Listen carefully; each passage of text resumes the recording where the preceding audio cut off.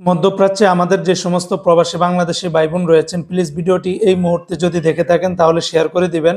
কেননা ইতিমধ্যে আপনারা জানেন ফের আবার যুক্তরাষ্ট্র এবং ইসরায়েল এবং পাশাপাশি ইরানের যেই অবস্থাটা চলতেছে, এটা আপনাদের কারোরই অজানা নয়।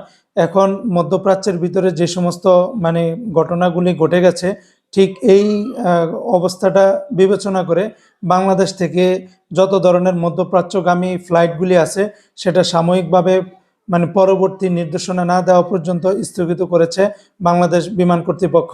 ইতিমধ্যে বাংলাদেশের সকল গণমাধ্যমে এই নিউজটি প্রকাশিত করে দিয়েছে, আপনারা দেখেছেন।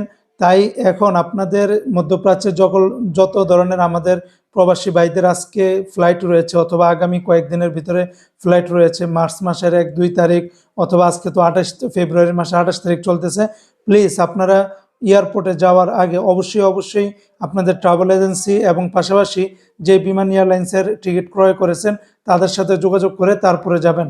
ফ্লাইট ঠিকঠাক আছে কিনা, ফ্লাইট চলতেছে কিনা, সব কিছু আপনারা যোগাযোগ করে যাবেন। ঠিক তারই ধারাবাহিকতা যারা মধ্যপ্রাচ্য থেকে যারা দেশে আসবেন তারাও আপনারা প্লিজ দ্রুত আপনাদের ট্রাভেল এজেন্সির সাথে যোগাযোগ করুন, যাদের আগামী 2-1 দিনের ভিতরে ফ্লাইট রয়েছে।